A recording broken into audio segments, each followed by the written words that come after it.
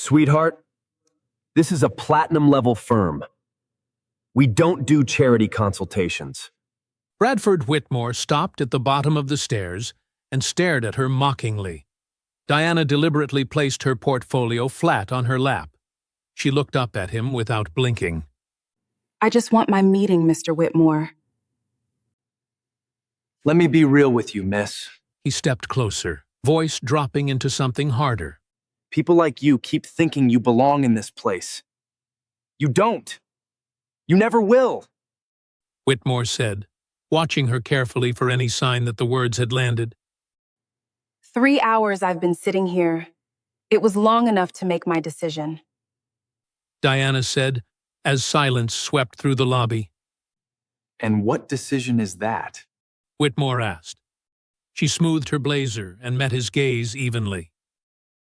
What Bradford Whitmore didn't know was that the woman he had just spent 3 hours disrespecting was holding a $500 million contract with his firm's name on it. Before continuing, comment where in the world you are watching from and make sure to subscribe because tomorrow's story is one you can't miss. The building was designed to make people feel small. Diana Reeves Holloway knew that the moment she walked through the revolving doors.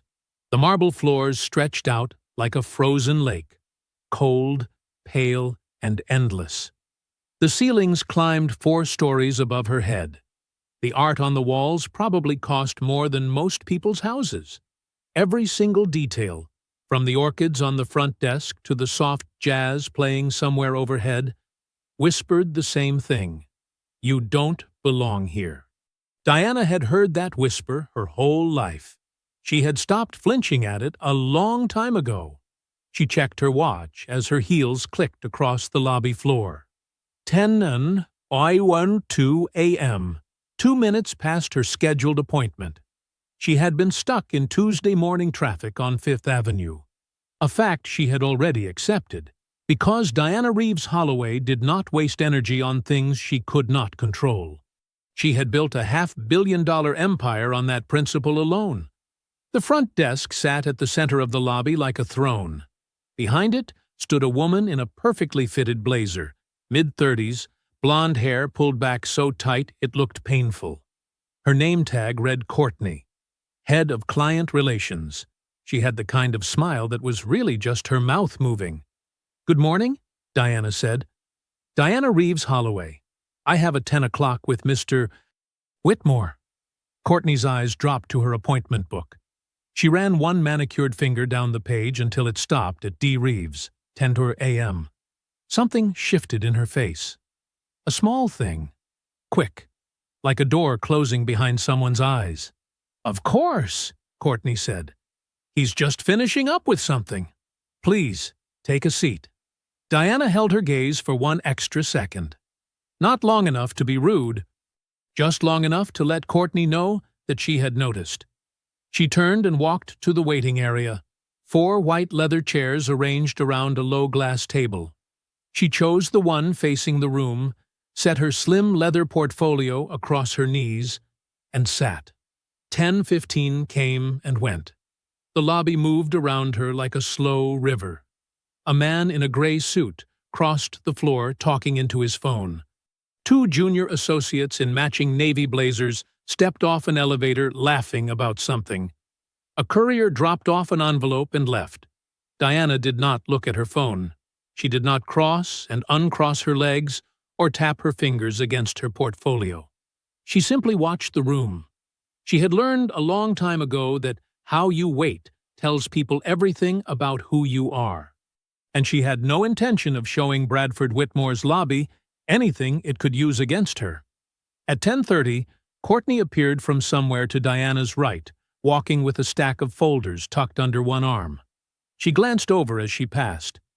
"He won't be much longer," she said, without stopping. "He won't be much longer."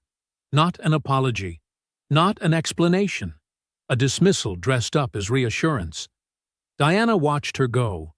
She placed her hand flat on top of her portfolio, steady, unhurried. The leather was smooth under her palm. Inside that folder were documents that Courtney had no idea existed. Documents that the man upstairs had no idea were sitting 30 feet away from his front desk. That thought settled in Diana's chest like a warm coal. Take your time, she thought. Take all the time you need. 10:40. The jazz overhead shifted to something softer. One of the junior associates from earlier reappeared, glanced briefly at Diana the way people glance at furniture, and disappeared through a side door. Diana exhaled slowly through her nose. She thought about the meeting she had driven here for. 13 years of work, her first company built from nothing in a studio apartment, her second sold for enough to make people start returning her calls, her third and fourth leveraged into Reeves Capital Group. 11 corporations, hundreds of millions under management, a contract that had been 3 weeks in the making, and she was sitting in a waiting room chair at 10:44 in the morning. She looked up at the lobby clock on the wall above the front desk. Its second hand moved with quiet, indifferent precision. She had given Bradford Whitmore exactly what he asked for: her time, her patience, and the benefit of every doubt she had. What he did not know yet was that she was keeping a running count. The clock clicked over to 10:45. Diana crossed her ankles, straightened her back, and waited. The man walked in at 10:45 on the dot. Diana noticed him immediately. Mid-50s, silver hair swept back from a wide forehead. A charcoal suit that had been tailored, not bought off a rack. He carried nothing, no briefcase, no portfolio, no folder.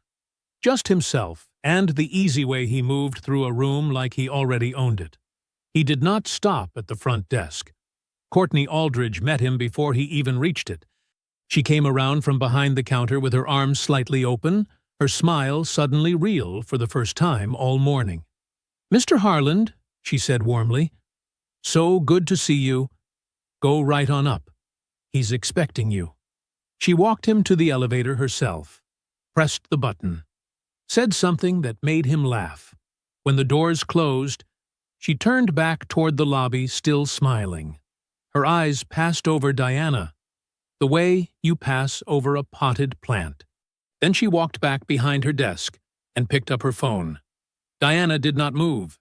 She did not shift in her seat, or tighten her jaw, or let a single thing show on her face. But she marked the moment, the way you mark something you plan to use later. Clean, deliberate, stored. No appointment, she thought. Walked straight in. Escorted personally. 3 minutes. Door to elevator. She looked down at her watch. She had been sitting in this chair for 43 minutes. 11 a.m. came and went. 11:30 followed. Then noon. The lobby continued its slow performance around her. Phones rang softly behind the desk. Elevators opened and closed.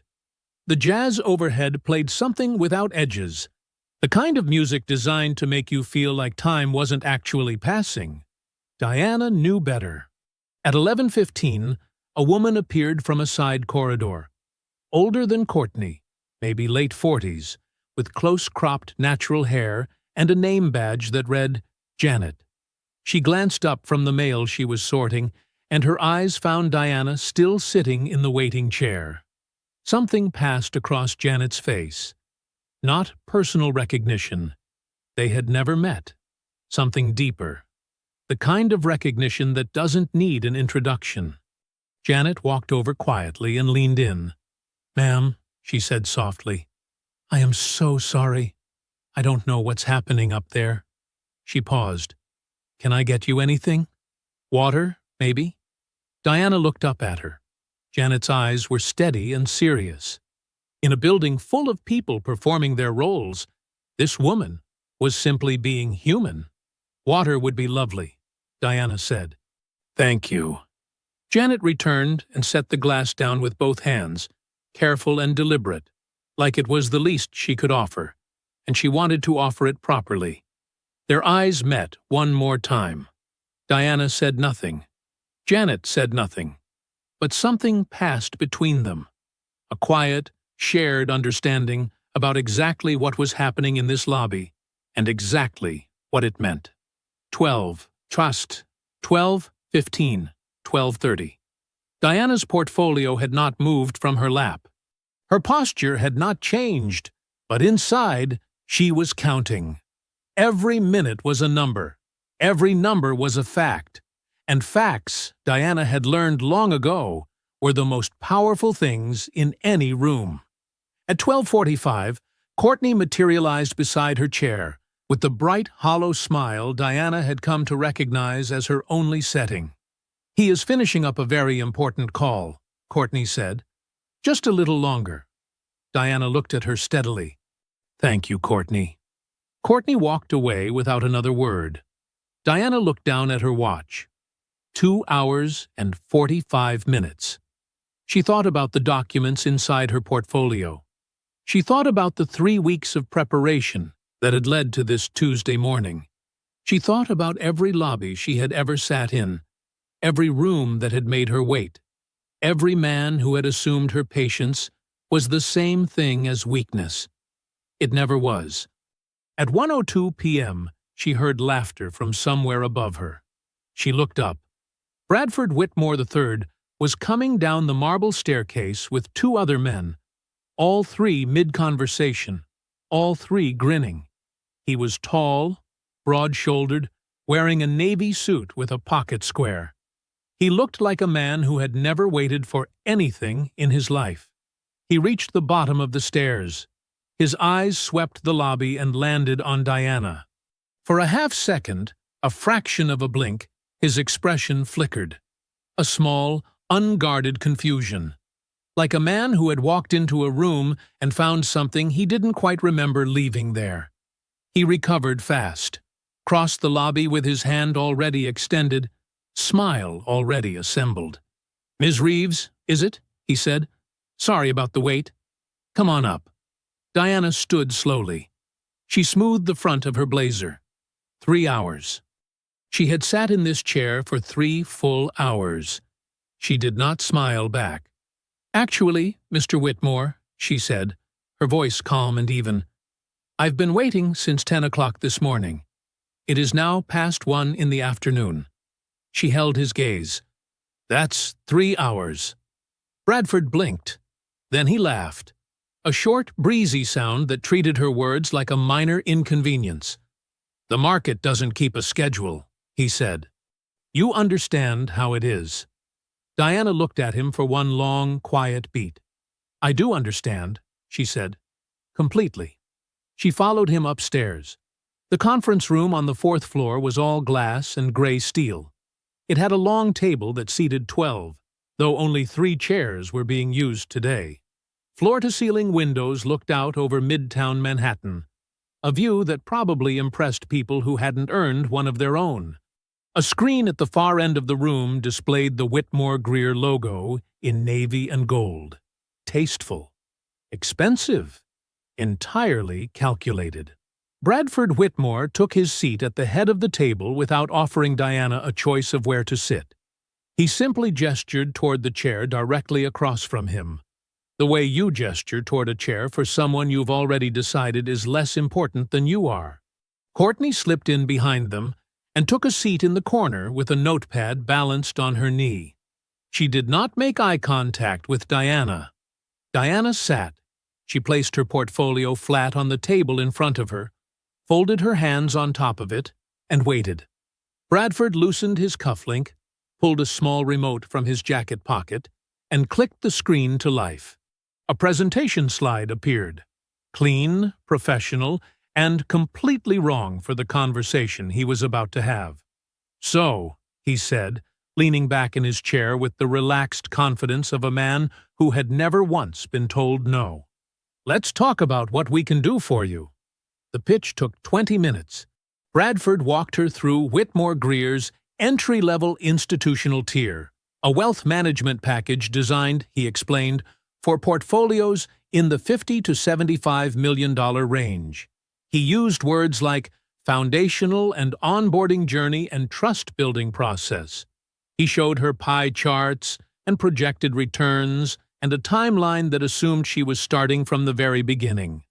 Diana listened to all of it without interrupting. She kept her expression open and neutral. She asked nothing yet. She simply let him talk.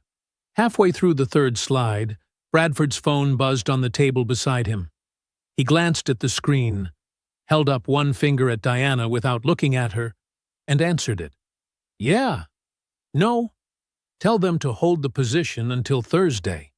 He swiveled slightly in his chair, angling his shoulder away from her. No, not the full amount. Half. I'll explain later. He hung up, without acknowledging that Diana was still sitting across from him. He clicked to the next slide. Diana did not move. Bradford finished the slide and moved to the next one. Projected growth models, all of them conservative, all of them built around a client who was dipping a cautious toe into the water for the first time. He explained the models the way a teacher explains long division to a child who keeps getting it wrong. We find that clients at this stage respond really well to a slower, more guided approach, he said, clicking to a new chart, especially clients who are newer to institutional-level investment. Diana tilted her head slightly. What makes you assume I'm new to institutional investment? Bradford smiled, patient, indulgent. I didn't mean anything by it. It's just our standard process. His phone buzzed again.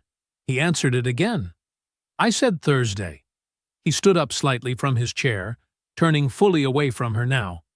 No exceptions. He sat back down and cleared his throat. Where were we? Your standard process, Diana said. Right. He clicked forward. Now, we typically recommend that clients at this level take some time before committing. Maybe bring in a financial advisor you trust, someone you've worked with before, just to get a second set of eyes on everything. He smiled again. There's no rush. We want you to feel comfortable. Diana looked at him steadily. A financial advisor you trust? As though she had arrived at a car dealership with no idea what she wanted and needed someone to hold her hand through the paperwork. She was the financial advisor. She had been for 13 years. She said nothing. Bradford moved to his final slide. He clasped his hands together on the table and gave her the look that she imagined he gave everyone at this point. Warm, assured, slightly paternal. Now, I will say, we prefer to start new clients at this tier first. It lets us establish trust and build a track record together before we move into anything more. He paused, searching for the word. Substantial! The word landed in the room like a closed door. New clients. Substantial. Start at this tier. Diana looked down at her portfolio. She placed one hand on top of it, opened the cover slowly, and looked back up at Bradford Whitmore with an expression that gave away absolutely nothing. I see, she said quietly. And what tier would a $500 million portfolio fall into? Bradford laughed. It came out easy and automatic, the laugh of a man who found the question mildly amusing rather than serious. He leaned back in his chair and shook his head slowly, like Diana had just said something endearing. 500 million, he said. Well, that puts you in a completely different category altogether. That's our flagship Platinum Partnership tier. He gestured broadly, as though painting a picture of something grand. We're talking our top 12 clients, institutions, legacy funds, people who have been with this firm for decades. He smiled at her across the table. Is that the kind of number you're working toward? Diana looked at him for one quiet moment. 13, she said. Bradford's smile held. Sorry? You said 12 clients. Diana opened her portfolio. It would be 13. She reached inside and placed a document on the table. She slid it across to Bradford with 2 fingers, smooth, unhurried, and folded her hands in front of her. Bradford looked down. The document was a preliminary term sheet. Whitmore Greer Financial Partners letterhead at the top. A $500 million institutional account transfer from Reeves Capital Group, dated 3 weeks ago. reviewed and initialed at the bottom by Whitmore Greer's own compliance department. The smile left his face the way water leaves a drain, slow at first, and then all at once. His eyes moved across the page. Once, twice.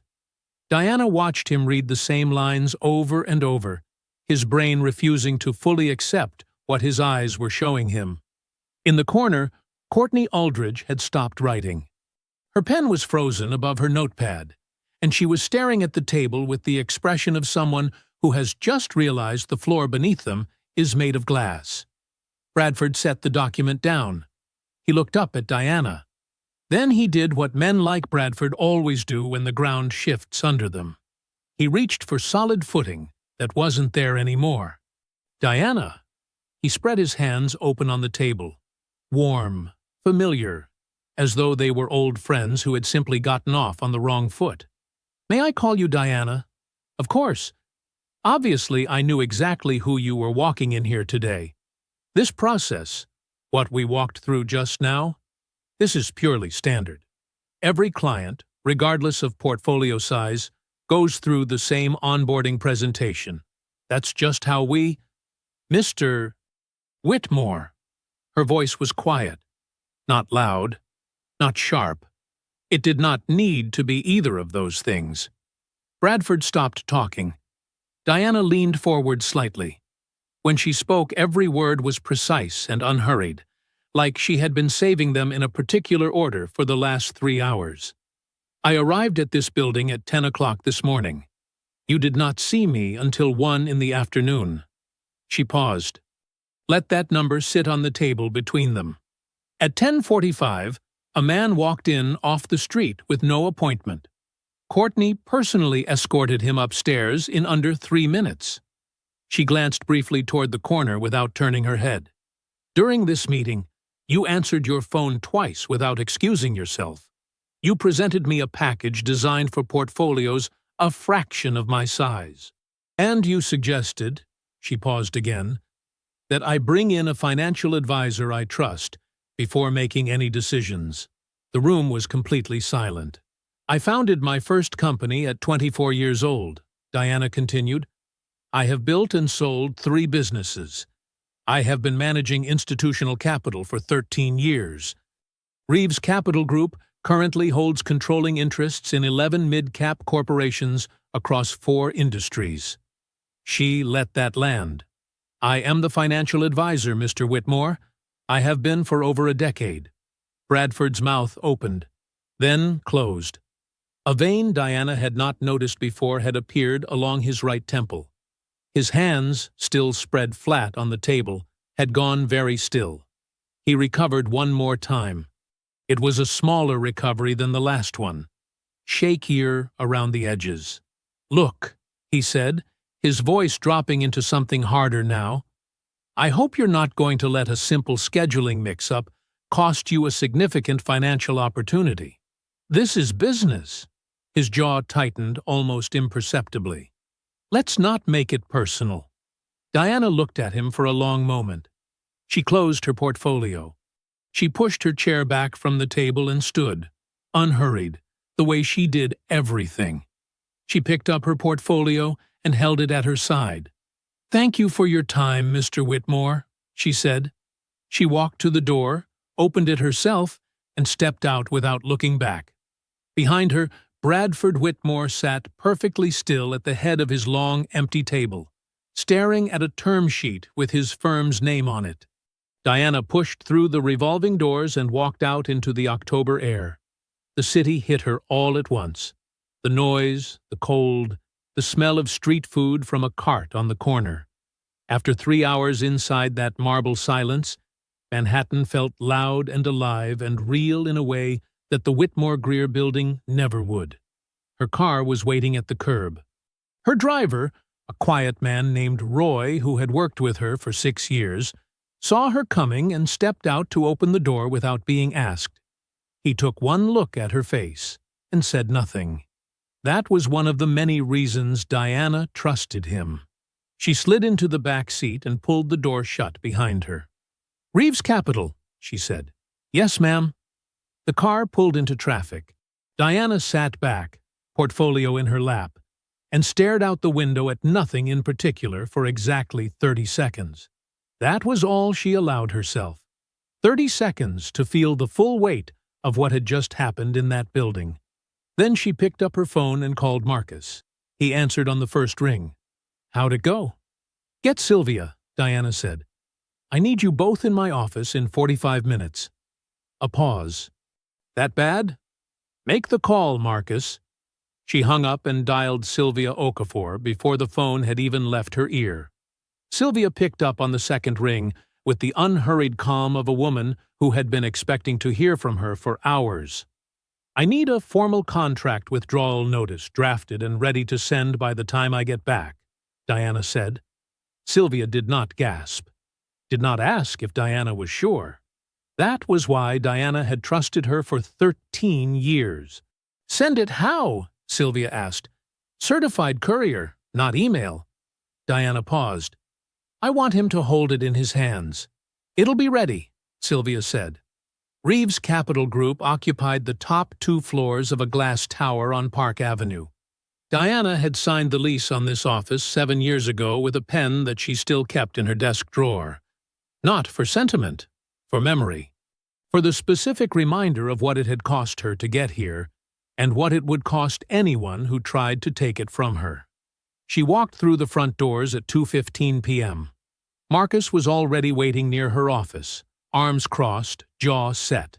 He was 2 years older than Diana, but had always looked after her like she was the elder one, steady and watchful, a wall when she needed one. He took one look at her face as she walked past him and fell into step beside her, without a word. Sylvia was inside Diana's office, seated at the small conference table near the window, with a single document in front of her.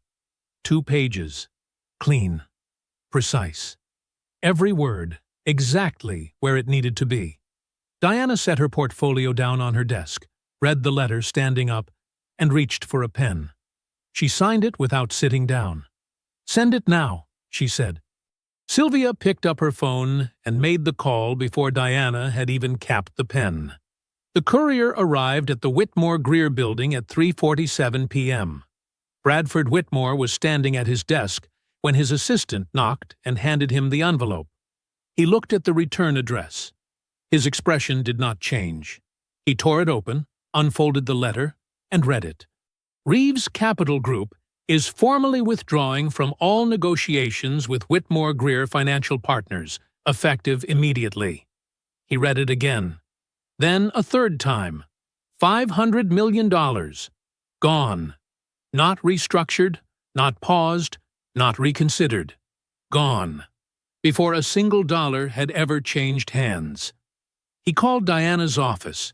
Her assistant answered on the second ring. "Ms. Reeves Holloway's office. I need to speak with Diana. Now." "I'm sorry. She's unavailable at the moment. Can I take a message?" "Tell her Bradford Whitmore called. Tell her it's urgent." "Of course," the assistant said pleasantly. "Have a wonderful afternoon." She hung up. Bradford stared at his phone. Then he called the personal line, the number he had been given 3 weeks ago during the initial contract negotiations. It rang twice. Then Diana's voice, calm as a closed window. "I expected your call." Bradford exhaled. "Diana, listen. This morning got completely away from me, and I owe you a real apology. A proper one. Let me take you to dinner. Let me bring Tom Greer in personally. We can renegotiate the entire structure, whatever you need, Mr. Whitmore." He stopped. "I didn't withdraw because I was offended," Diana said. Her voice carried no heat, no anger. Just the steady, even certainty of someone reading facts off a page. "I withdrew because you showed me exactly how your firm operates when it believes no one important is watching." A brief pause. "That's the only data point I needed." The line went dead. Bradford stood at his desk for a long moment, his phone still pressed against his ear, listening to silence. Then his expression changed. The embarrassment drained out of it. What replaced it was something quieter and considerably more dangerous. He set his phone down on his desk and reached for his contact list. Bradford Whitmore did not sleep well on Tuesday night. By Wednesday morning, he was at his desk by 7, before his assistant arrived, before the cleaning crew had finished the hallways. He sat in his leather chair with his phone in his hand and his contact list open, and he started making calls. He did not yell. He did not threaten. He was far too smart for that. He simply talked. "Just something I wanted to flag," he said to the first contact, a fund manager in Boston who had done business with Reeves Capital for 4 years. "Heard some things coming out of that firm recently. Instability in the portfolio structure. Nothing confirmed, but you know how it is. Thought you should be aware." He paused to let the seed land. "The founder is talented, I'll give her that. Young, though, 37. And I think the youth shows sometimes, if I'm honest. Made a very emotional decision this week. Blew up a significant partnership over what I'd call a bruised ego." He chuckled. Easy, conversational, the sound of a man sharing a confidence between friends. Just something to keep in mind going forward. He hung up and moved to the next name on his list. He made 11 calls before noon. Diana did not know any of this on Wednesday morning. She was in her office running quarterly projections with 2 of her analysts when her assistant knocked and told her that the Henderson Group had called to reschedule their annual review meeting. No reason given. Could they move it to sometime next month?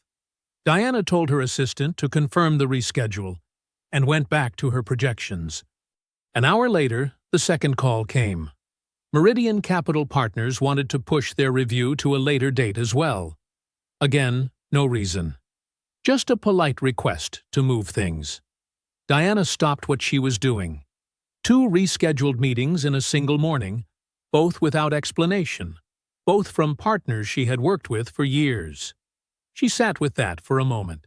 Then she picked up the phone and called Marcus. By Thursday morning, Marcus had the answer. He had heard it from a contact at a competing firm, a man he trusted, a man who had no reason to make things up. Bradford Whitmore had been working the phones. 2 days of quiet, targeted conversations with some of the most well-connected names in institutional finance, planting the same story everywhere he went. Reeves Capital was unstable. Its founder was reactive. A 37-year-old who had risen fast and didn't know how to handle herself when things got difficult. Marcus called Diana the moment he hung up. "It's Bradford," he said. "He's running a whisper campaign." Diana was quiet for 3 full seconds. "How far has it spread?" "Far enough that I'm hearing it secondhand by Thursday morning." "Come in," she said. "Bring Sylvia." They spread everything across the conference table that afternoon. Every rescheduled meeting. Every contact who had gone cold. Every conversation Marcus had been able to piece together through his network. Diana stood at the head of the table and looked at the picture taking shape in front of her. It was methodical. She had to give Bradford that much. He wasn't swinging wildly. He was working a circuit, the same closed loop of old money relationships he had been operating in his entire career. Men who had known his grandfather. Men who played golf together and sat on the same boards and moved in the same rooms and trusted each other's instincts the way people trust family. He knew exactly which doors to knock on and exactly what to say when they opened. And he knew something else, too. He knew that the words young and emotional and reactive carried a particular kind of weight when attached to a black woman in finance. He didn't have to explain it. He didn't have to say anything that could be quoted or repeated back to him. He just had to put those words in the air and let the room do the rest.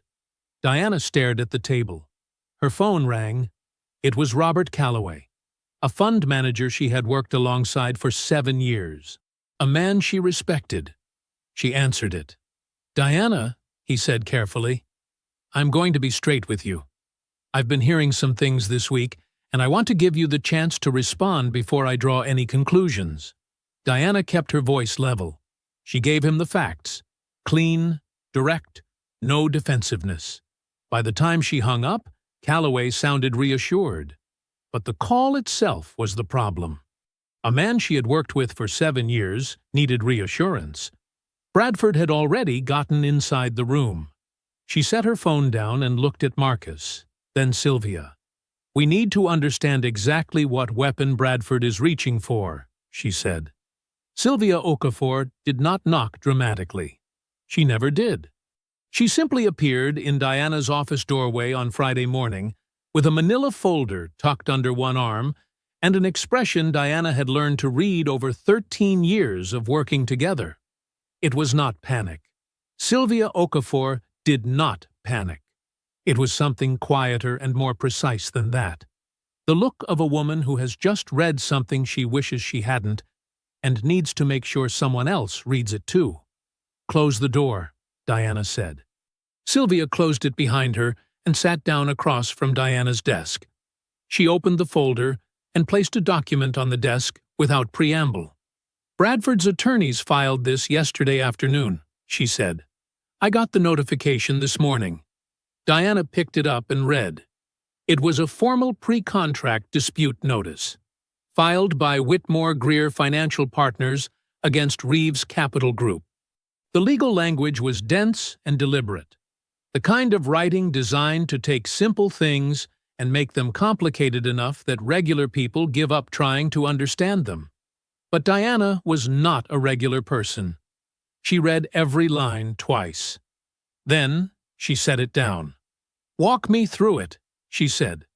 Sylvia pulled her reading glasses from her jacket pocket and opened her own copy of the document. "The filing is thin," she said. "Barely legally viable. Bradford's attorneys are working with a buried clause in the original pre-contract terms, a dispute provision that technically allows either party to challenge a withdrawal during the negotiation window." She looked up. "It's a long shot in court.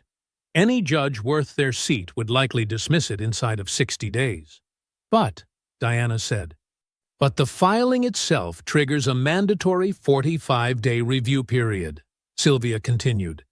"And during that period, the joint escrow account that was set up in anticipation of the Whitmore Greer transfer is frozen." She paused to let that land. $200 million, locked, inaccessible, for up to 45 days from the date of filing. The room was very quiet. Diana stood up slowly and walked to the window.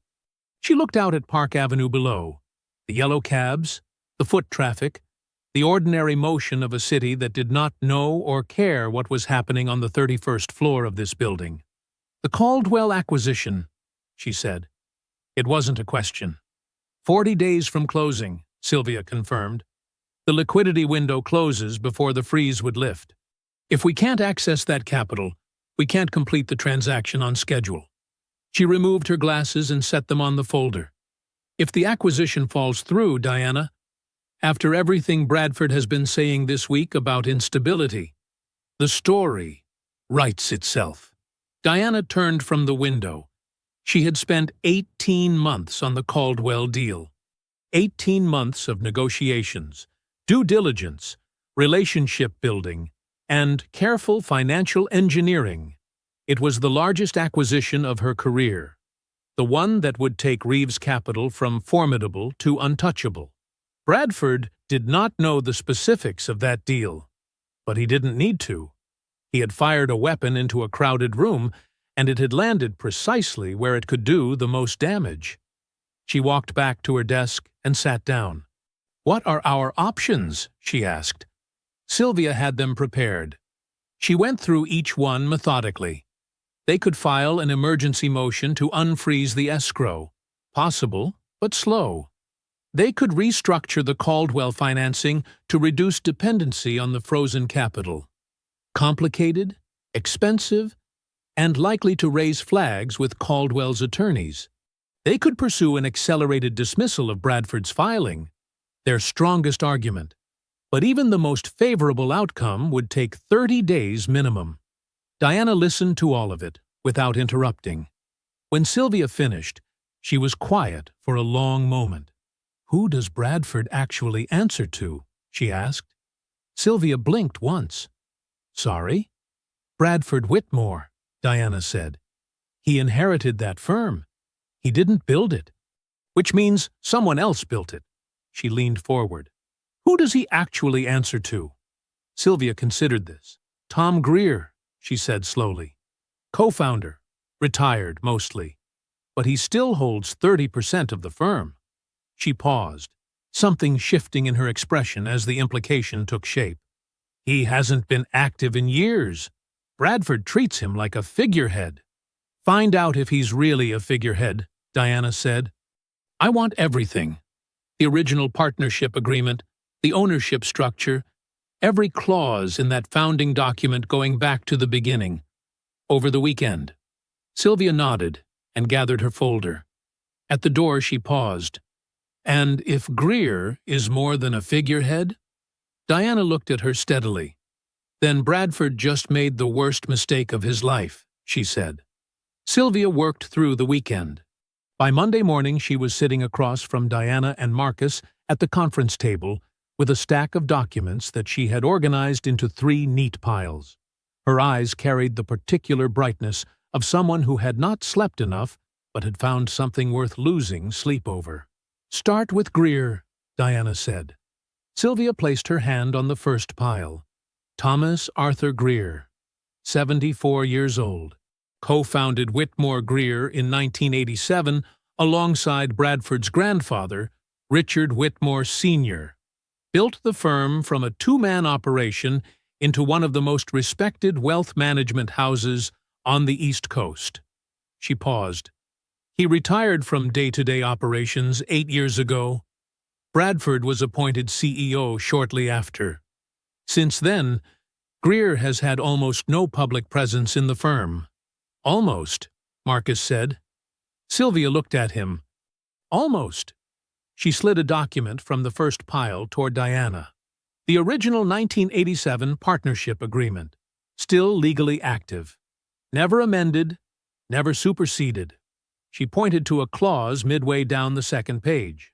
"Under the terms of this agreement, Tom Greer retains full veto power over any legal action taken in the firm's name that exceeds a defined financial threshold." She tapped the number on the page. "Bradford's filing against us clears that threshold by a significant margin." Diana read the clause. Then she read it again. "He filed without telling Greer," Marcus said quietly. "He filed without telling Greer," Sylvia confirmed, "which means Bradford didn't just retaliate against a client. He violated his own founding partnership agreement in the process." She moved to the second pile. "But that's not the part that surprised me most." Sylvia placed a different document on the table. It was thinner than the others, a summary page with a case reference number printed across the top, and the words "Sealed Arbitration Record" stamped in faded red ink below it. 8 years ago, Sylvia said, a senior employee at Whitmore Greer filed an internal complaint. Her name is Patricia Hughes. She was 61 now, pushed out of the firm shortly after the complaint was raised. Sylvia folded her hands. The complaint documented a pattern of discriminatory client handling practices. Specifically, the treatment of non-white clients in client-facing interactions, waiting times, assignment of junior versus senior advisors, the language used in initial consultations. The table went quiet. She was offered a settlement, Sylvia continued. She signed an NDA. The case was sealed. She looked at Diana directly. But the existence of the arbitration record is a matter of legal record. I accessed it through proper channels. The details are sealed, but the fact that it happened, and that the firm paid to make it go away, is not. Diana sat back in her chair. What Bradford had done to her on Tuesday was not a bad day. It was not a scheduling failure or a thoughtless mistake or an isolated moment of careless arrogance. It was a pattern, documented, paid for once already, and then repeated on a Tuesday morning in October on the wrong woman. Marcus was staring at the table, His jaw was tight. "So he's done this before," he said. "The firm has done this before," Diana said quietly. Bradford just kept the tradition alive. She stood up. She straightened her jacket. "Get me Tom Greer's address," she said. Tom Greer lived in a brownstone in Greenwich, Connecticut. A quiet, well-kept street lined with oak trees that had been there longer than most of the people on it. Diana drove herself. No Marcus, no Sylvia. This was not a legal visit. It was a conversation between two people who built things. Greer answered his own door. He was tall, but had gone slightly soft with age, white-haired, wearing a cardigan over a collared shirt. He looked like someone's grandfather. He looked, Diana thought, like a man who had spent 74 years being mostly comfortable and mostly unchallenged. He recognized her name when she introduced herself and let her in without hesitation. They sat in his study. Books on every wall. A fire that had burned down to low orange coals. Diana did not bring lawyers or theatrics. She simply placed two documents on the coffee table between them: the unauthorized legal filing and the relevant clause from the 1987 partnership agreement, and explained clearly and calmly what had happened. Greer listened without interrupting. He picked up the filing. He read the partnership clause. He set both documents down. For a long moment he said nothing. Diana stood. "I thought you should know," she said simply. She thanked him for his time and let herself out. She drove back to Manhattan without the radio on, watching the Connecticut trees give way to highway, and waited. Diana was in her office by 7 on Tuesday morning. She did not tell Marcus or Sylvia what she was waiting for. She did not need to. They had both read the same documents she had read. They understood that everything now depended on a 74-year-old man in a Connecticut brownstone who may or may not have decided that his co-founder's grandson had finally gone too far. She worked through her morning as though it were any other, reviewed the Caldwell acquisition files, returned 3 calls, signed off on 2 internal reports. She did not check her phone more than usual. She did not watch the door. She simply worked and waited, the same way she had sat in Bradford Whitmore's lobby chair, still on the outside, counting on the inside. At 11:42 a.m., Sylvia appeared in her doorway. She was holding a single sheet of paper, and she was smiling. Not the small, careful smile she used in meetings, but a real one, the kind that reached her eyes and stayed there. "He did it," Sylvia said. Tom Greer had called his personal attorney at 9 o'clock Tuesday morning. By 11:15, he had formally exercised his veto rights under the 1987 partnership agreement. The legal filing Bradford had submitted against Reeves Capital Group was officially withdrawn. The mandatory review period was canceled. The joint escrow freeze was lifted. $200 million unlocked. Sylvia placed the confirmation document on Diana's desk. Diana read it once, top to bottom, then set it flat on the table in front of her and pressed both palms against it. A quiet, private gesture that lasted only a second before she straightened and reached for her phone. She called the Caldwell acquisition team first, told them the timeline was intact. The closing would proceed as scheduled in 40 days. There was a brief silence on the other end, then a relieved exhale, then the kind of professional gratitude that people express when a crisis dissolves before it fully arrives.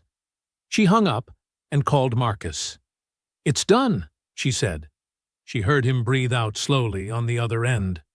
"Greer pulled it?" "Greer pulled it." A pause. "Bradford is going to lose his mind." "I expect so," Diana said. "Let him." Bradford Whitmore found out at 12:30. His attorney called him with the news, and the call lasted under 2 minutes because there was nothing to strategize about. The veto was absolute, the filing was dead, and there was no legal mechanism to override a founding partner's rights under a 38-year-old agreement that Bradford had apparently never bothered to read carefully enough. He called Tom Greer immediately after. Greer picked up on the fourth ring. "You had no right to go around me," Bradford said. His voice was controlled, but only just. That filing was a legitimate legal action taken in the firm's best interest. "It was a legal action taken without my knowledge or authorization," Greer said. His voice was even and unhurried. "Against a client, using the firm's name, in direct violation of our agreement." A brief pause. "Clean this up, Bradford." "Tom, this woman walked away from a $500 million. "Clean it up," Greer said again, and hung up. Bradford stared at his office wall for a long time after that. By Wednesday morning, the story had moved through the Whitmore-Greer building the way stories always move through closed spaces, quietly, quickly, and in every direction at once. The whispers in the hallways carried a different kind of energy now. Bradford had been countermanded. An old man in a cardigan had reached in from retirement and undone something his 39-year-old CEO had built. The whisper network that Bradford had activated the previous week, all those carefully planted seeds about Diana's instability and impulsiveness, was now carrying a new crop of questions. About Bradford, about his judgment, about whether the man running Whitmore-Greer actually knew what he was doing. Diana heard the shift through Marcus, who heard it through his contacts. She registered it without comment. That Wednesday evening, she allowed herself something she rarely permitted before a job was finished. She let Marcus bring a bottle of red wine to her office, and she sat across from him and Sylvia while the city turned dark outside the windows, and the three of them simply breathed for a moment. Marcus raised his glass. Sylvia allowed her small, real smile. Diana raised hers. She took one sip, set the glass down, and looked out at the skyline with the steady, watchful expression of someone who has climbed one summit and can already see the next one waiting. She was not convinced it was over. She was right. Diana's phone rang at 6:15 on Thursday morning. She was already awake. She had been awake since 5, sitting at the small desk in her bedroom with a cup of coffee and the Caldwell acquisition files spread open in front of her. Sleep had been coming in pieces lately, 4 hours here, 3 there, which was normal when something large was in motion. She had learned to work with it rather than fight it. She looked at the screen. "Marcus," she answered. "What happened?" "Pull up the journal," he said. His voice was tight in a way she had not heard since the escrow freeze. "Financial desk, top of the page." She was already moving to her laptop. The headline loaded before he finished his sentence. "Reeves Capital's $500 million move. Bold strategy or a young founder's gamble." Diana read the article once straight through without stopping. Then she read it again. It was not a hit piece. That was the sophisticated and deeply intentional thing about it. There were no direct accusations, no named sources making provable false statements. It was built entirely out of implications, each one technically deniable, each one precisely aimed. It cited sources close to the situation, suggesting Reeves Capital's recent withdrawal from a major financial partnership reflected volatility in the firm's investment approach. It raised questions about whether Diana's unconventional decision-making style was causing concern among institutional partners. It noted, 3 separate times in 3 separate paragraphs, that Diana was 37 years old, each mention carefully placed inside a sentence about risk, uncertainty, or impulsiveness. 37, 37, 37. As though her age was the story. As though everything she had built in 13 years could be quietly reframed as inexperience by a journalist who had never built anything at all.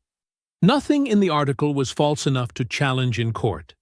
Everything in the article was designed to make people doubt her. Bradford Whitmore had not swung a fist. He had opened a door and let the draft do his work for him. Diana closed the laptop. By 10 o'clock, Her assistant had logged 11 incoming calls. 3 from institutional partners, 2 from board members of companies in which Reeves Capital held controlling stakes, 1 from a financial news outlet requesting comment, the others from contacts she hadn't spoken to in months who had apparently read the piece over their morning coffee and needed to know what was happening. Diana answered none of them. She sat at her desk, and for the first time since Tuesday's meeting, she let herself feel the full weight of what was in front of her. Not the business damage. She could calculate that clearly enough. Something else. The particular bone-deep exhaustion of being a black woman in a world that needed only the smallest whisper of doubt to start asking whether she truly deserved to be where she was. She had been answering that question since she was 24 years old. In every pitch room, every boardroom, every lobby and waiting chair and glass-walled conference room where someone had looked at her and quietly decided she needed more time, more guidance, more proof. She was 37 years old. She had built 4 companies and an empire from nothing. And this morning, a man who had inherited everything he had was using a national publication to suggest she might not be ready. At noon, her assistant knocked and opened the door. "Mr. Ashworth's office called," she said carefully. "He's canceling next week's review meeting.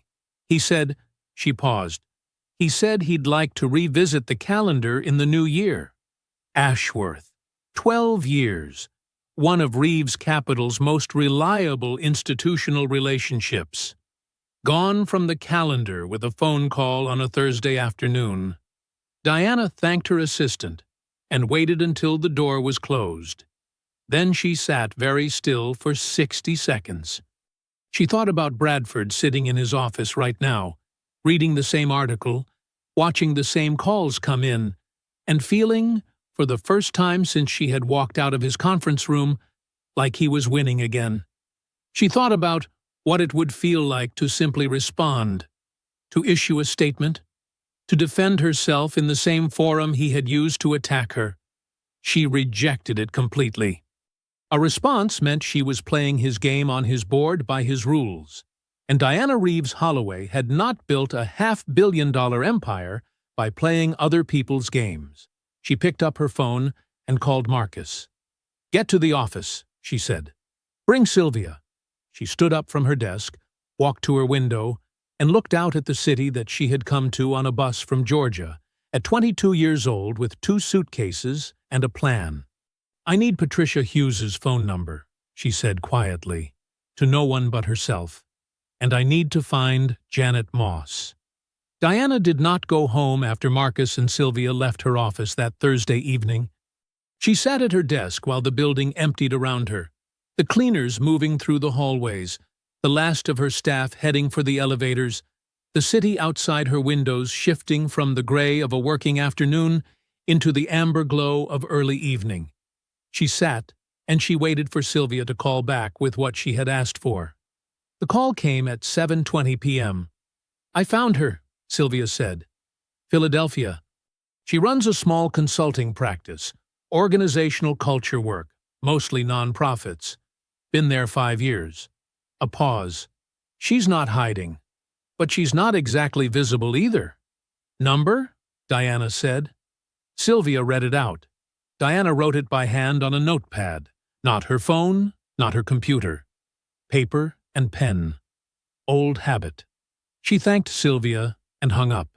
She looked at the number for a moment. Patricia Hughes had walked into Whitmore Greer 38 years old, sharp and experienced, and walked out 8 years ago with a settlement check and an NDA and the particular kind of silence that gets purchased rather than chosen.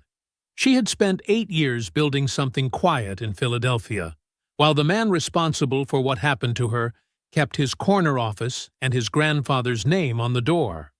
Diana picked up the phone and dialed. It rang 4 times. Diana was preparing for voicemail when the line opened. "Hello?" The voice was measured, careful in the way that people who have learned to be careful sound, not unfriendly. but not open either. "Ms. Hughes," Diana said, "my name is Diana Reeves Holloway. I'm the founder and CEO of Reeves Capital Group. I apologize for calling you in the evening. I got your number through a colleague, and I promise I won't take much of your time." Silence. "I'm listening," Patricia said. Diana told her everything. She did not sugarcoat it, and she did not rush it. She told her about the lobby, the 3-hour wait, the entry-level pitch, the walk away. She told her about the whisper campaign and the legal filing and Tom Greer's veto. She told her about the article that had run that morning with her age printed 3 times like a warning label. She told her that she had accessed the arbitration record. Not its contents, which were sealed, but its existence.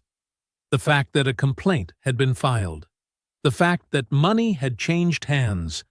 The fact that the pattern had a history. Patricia did not speak during any of this. Diana finished and waited. The silence stretched long enough that Diana checked the screen to make sure the call was still connected. "Ms. Hughes," Diana said carefully, "I am not asking you to violate your NDA. I would never ask you to do that." She paused. "I am asking something different. There is a journalist, a serious one, investigative, national publication, who is building a story about discrimination patterns in institutional wealth management. Industry-wide. Not firm-specific." She kept her voice even. "I'm asking whether you would be willing to speak to her on the record about your general professional experience, your observations, what you saw and what happened to you in that industry. Nothing that touches the terms of your settlement." Another long silence. Then Patricia asked one question. Her voice was very quiet when she asked it. "Does he still work there?" Diana felt something tighten in her chest. "Yes," she said. "He does." The silence that followed was different from the others. It had a different weight to it. Diana recognized it. The specific, concentrated quiet of a person who has been waiting 8 years for a door to crack open and is now deciding whether to walk through it. "When do you need me?" Patricia said. Diana exhaled slowly. "I'm going to have a journalist named Rihanna Vasquez call you within 48 hours. She is thorough and she is fair. You control what you share and what you don't. That never changes." "All right," Patricia said. "Thank you," Diana said. "I mean that." "Ms. Reeves Holloway," Patricia said. And something in her voice had shifted, opened slightly, like a window after a long winter. "Thank you for calling me." Diana hung up and sat quietly for a moment in her empty office. Then she called Sylvia and gave her Reina Vasquez's contact information and a full briefing. Sylvia asked no unnecessary questions. She never did. Diana checked the time when she ended the call. 9:47 p.m. She wrote 2 words on the notepad beneath Patricia's number. Janet Moss. She would call in the morning. Diana was at her desk by 8 on Friday morning. She had Marcus's message waiting for her when she arrived. A text sent at 7:45 a.m. with a phone number and 3 words beneath it. Found Janet Moss. Diana had not asked him how. Marcus had his methods, and they had never failed her yet. She looked at the number. She thought about the woman who had crossed a lobby with a glass of water and placed it on a table with both hands like it was the only dignified thing she could offer. A small act in a cold building. The kind of thing most people would never notice, and Diana had never forgotten. She picked up her phone and dialed. It rang twice. "Hello?" Janet's voice was cautious from the first syllable. The sound of someone who had learned that unexpected calls rarely brought good news.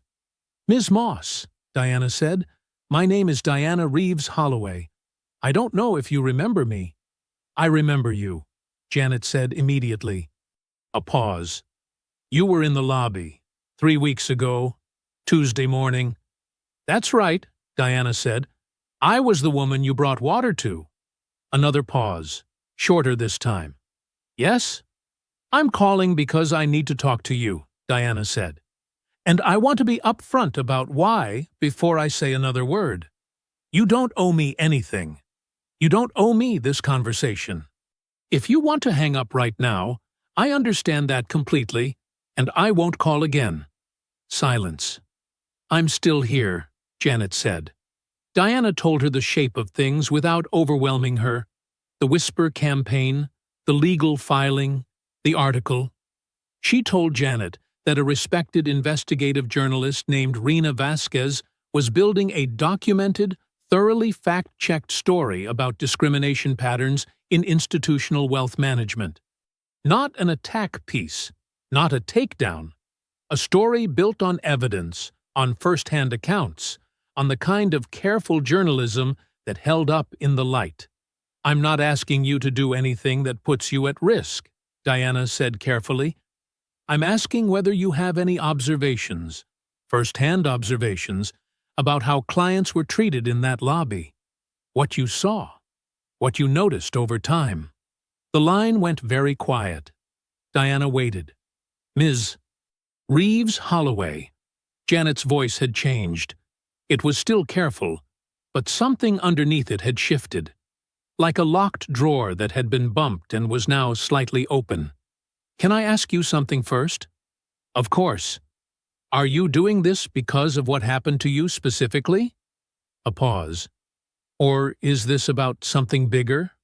Diana considered the question seriously, the way it deserved. Both, she said honestly. What happened to me was real, and it was wrong. But I've been in that industry for 13 years, and I know it wasn't just me. And it wasn't just that morning. She paused. I think you know that too. The silence that followed was long enough that Diana stood up quietly from her desk and walked to the window. She did not fill the silence. She had learned long ago that some silences needed room to breathe. When Janet spoke again, her voice was slower, more deliberate. I've kept a journal, she said, for 6 years. I started it because… She stopped, started again. Because nobody ever believes you. Not without proof. And I saw things in that lobby, Ms. Reeves Holloway. I wrote them down. Dates. Names when I had them. What happened? Who waited and who didn't? Another pause. Who got the elevator and who got the chair? Diana closed her eyes for just a second. 6 years, she said quietly. 6 years, Janet confirmed. Dozens of entries. Diana turned back from the window. Janet, she said, I want you to know that whatever you decide, whether you share that journal or not, what you did 3 weeks ago in that lobby mattered. The water mattered. You seeing me mattered. Her voice was steady and direct. But I'm not going to pressure you. This has to be your choice, entirely yours. I need the weekend, Janet said. Take it, Diana said immediately. Call me Sunday morning. Whatever you decide, I'll respect it. All right, Janet said. Then, very quietly, I'm glad you called. Diana set her phone down and stood at her window for a moment. Then she turned to find Marcus leaning in the doorway. He had come in while she was on the call and stood there without interrupting, reading the shape of the conversation from the half he could hear. She has a journal, Diana said. 6 years of documented entries. She looked at him steadily. If she shares it, this is over for him. Janet called at 7:55 on Sunday morning, 5 minutes before their agreed time. Diana was already at her kitchen table with coffee, dressed, her notepad open in front of her. She answered before the second ring. I'll talk to her, Janet said. No preamble, no hesitation.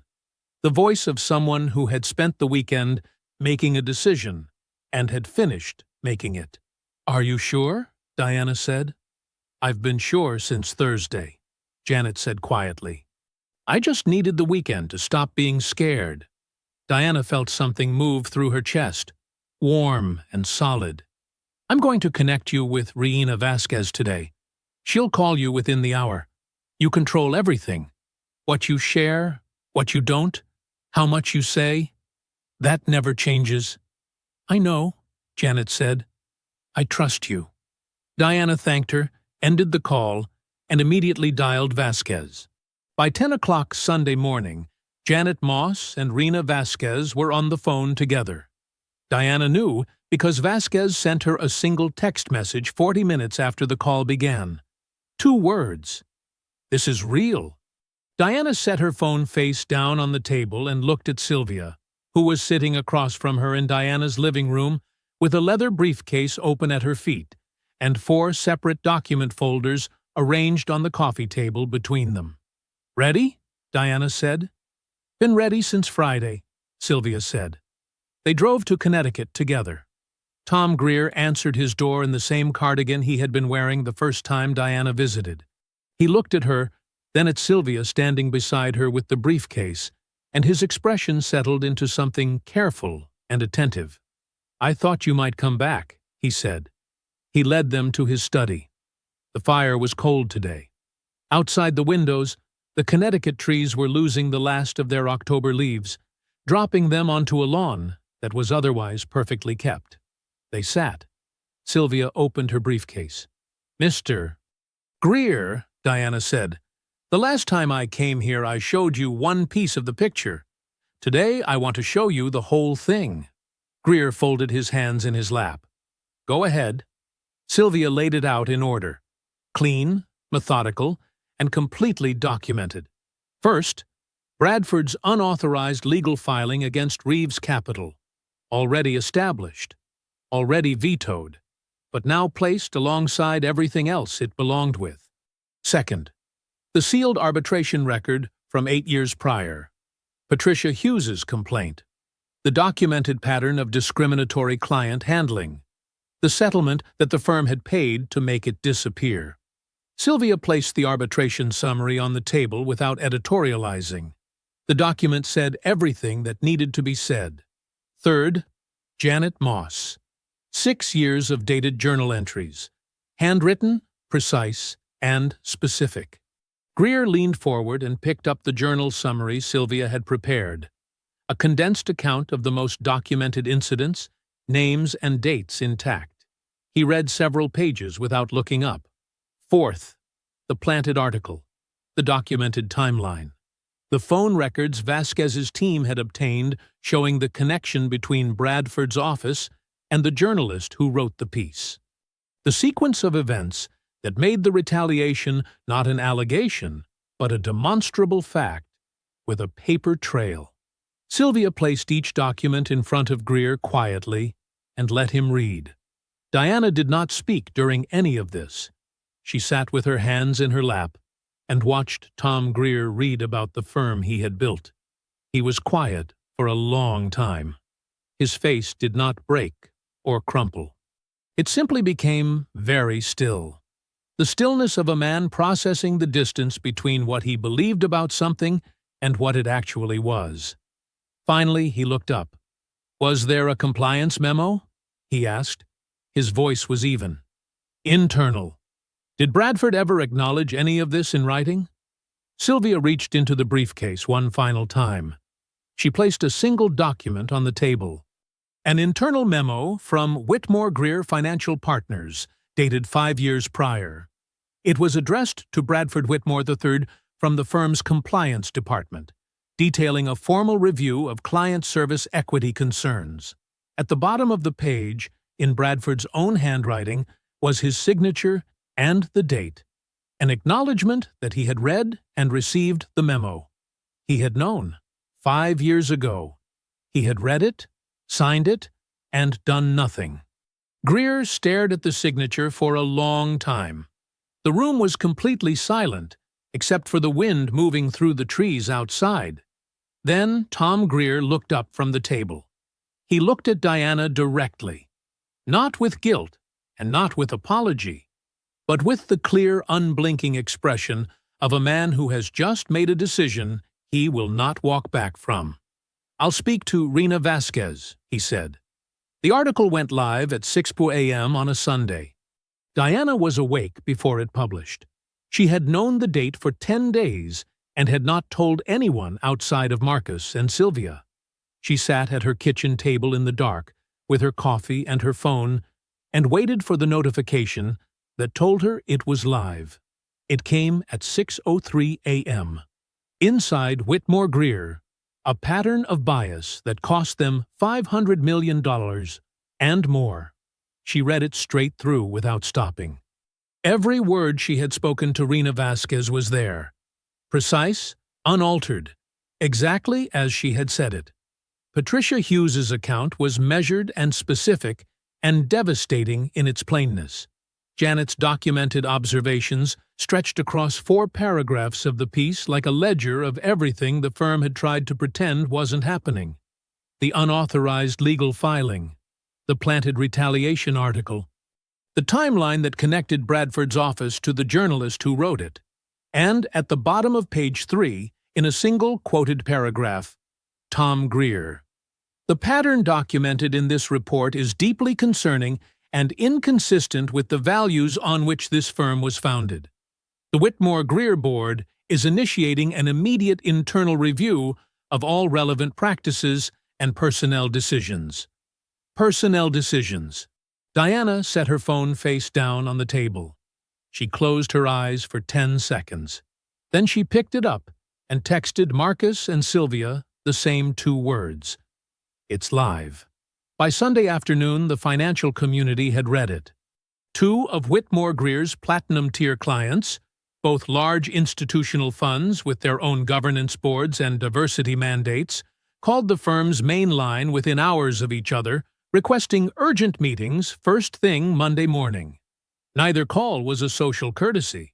Both were exactly what they sounded like. By Sunday evening, Bradford Whitmore's personal phone had stopped receiving answers. His PR firm, which had been on retainer for 6 years, sent a single email informing him they were reviewing their contractual obligations before making any public statements on his behalf. Diana did not watch any of this unfold in real time. She spent Sunday afternoon with Marcus and Sylvia at her apartment. No celebration, no wine, no ceremony. They simply sat together and waited for Monday the way you wait for a tide you know is coming. Monday arrived cold and gray over Manhattan. Bradford Whitmore walked into the Whitmore Greer building at 8:45 a.m. He had his phone in his hand and his jaw set, and the particular posture of a man who has decided that the best way through a fire is straightforward. He had spent Sunday drafting talking points with a crisis consultant. He had a plan. The plan lasted until he reached the 4th-floor conference room. Tom Greer was already seated at the head of the table. Beside him sat 3 board members and 2 outside attorneys Diana had never met. No one stood when Bradford walked in. Greer did not allow small talk. He placed 2 documents on the table in front of Bradford. The first was the 1987 partnership agreement, opened to the veto clause Bradford had violated. The second was the internal compliance memo from 5 years prior, the one with Bradford's own signature at the bottom, confirming that he had read and received it. Greer read the veto clause aloud. Every word. He read Bradford's signed acknowledgement aloud after that. Every word of that, too. Bradford tried to speak twice. Both times Greer raised one hand from the table. A single, quiet gesture, and Bradford stopped. When Greer finished reading, he set both documents down. "You filed legal action against a client using this firm's name without my knowledge or authorization," Greer said. His voice was steady and entirely without heat. "You were informed of discriminatory client service practices 5 years ago. You signed that memo. Nothing changed." He paused. "And then you planted a story in the financial press to retaliate against the same client you had already harmed." Bradford opened his mouth. "We're done talking," Greer said. Bradford Whitmore III was suspended from all executive duties, effective immediately, pending a full board review. One of the outside attorneys slid a document across the table. An access card envelope sat beside it. Bradford looked at both items on the table in front of him. Then he looked at the men and women seated along the sides of the room, none of whom would meet his eyes. He surrendered his access card at 9:47 a.m. By noon, the suspension was public. By 3:00 p.m., two platinum-tier clients had formally withdrawn a combined $340 million from Whitmore Greer's management. The firm's assets under management dropped nearly 20% before the markets closed. Bradford Whitmore III, 39 years old, walked out of his grandfather's building carrying nothing but his phone and the silence of every person who had once called him a friend and was no longer answering. The call came on Wednesday morning, 3 days after the article. Diana was in her office reviewing the Caldwell acquisition closing documents. 40 days of waiting finally condensed into a stack of papers that needed her signature by end of week, when her assistant knocked and opened the door with an expression that was trying hard to stay professional. "A Margaret Ellison on the line," she said. "Chief Investment Officer at the National Public Employees Pension Fund." A pause. "She said she'd wait as long as necessary." Diana set down her pen. The National Public Employees Pension Fund managed the retirement assets of over 400,000 public workers across 11 states. Teachers, firefighters, municipal employees who had spent entire careers trusting that someone was protecting what they had earned. It was one of the largest pension funds in the country, and one of the most respected institutional investors in any room it entered. Diana had followed Margaret Ellison's career for years. She had never met her in person. She picked up the phone. Margaret Ellison had a direct voice and a sharp mind, and absolutely no interest in small talk. Diana liked her immediately. "I've followed your career for a long time," Margaret said. "I watched what you built with Reeves Capital, and I've been waiting for the right moment to reach out." A brief pause. "I read the article on Sunday. I want you to know that it did not give me doubts about you. It gave me clarity about you." Diana was quiet for a moment. "I appreciate that. We have been looking for the right institutional partner for a significant capital allocation," Margaret said. "I believe we've found her. I'd like to meet." The meeting took place the following Tuesday at Reeves Capital headquarters. Margaret Ellison was 61 years old, silver-haired, and walked into Diana's conference room with the unhurried confidence of someone who had never needed to prove herself twice in the same room. She shook Diana's hand firmly, sat down, and opened her briefcase. The number she placed on the table was $1.2 billion. Diana kept her face composed and her hands still. Across the table she saw Marcus blink once, a single, small, involuntary reaction that he immediately controlled. Sylvia, seated to Diana's left, did not move at all. But Diana could feel the weight of what was sitting between them like a physical thing. 2.5 times what Bradford Whitmore had cost her. The meeting lasted 2 hours. By the end of it, the framework of a formal institutional partnership had been agreed in principle. The documentation would take 3 weeks to finalize. Both women stood and shook hands again at the door. "Long overdue," Margaret said simply. "Yes," Diana agreed. "It is." 3 weeks later, Diana signed the partnership agreement at the long conference table in her own building, the one she had leased 7 years ago with a pen she still kept in her desk drawer. Sylvia passed her the documents one by one, calm and deliberate as always. Marcus stood at the window with his back to the room, looking out at Park Avenue below, and Diana could see from the set of his shoulders that he was holding himself together by an act of concentrated will.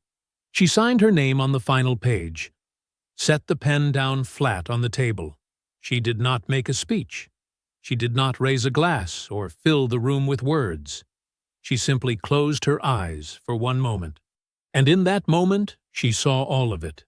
The studio apartment at 22, the second-hand laptop, the first pitch room full of men who looked through her like glass, the lobbies, the waiting chairs, the 100 small moments across 13 years of being made to feel like something that needed to be verified before it could be trusted.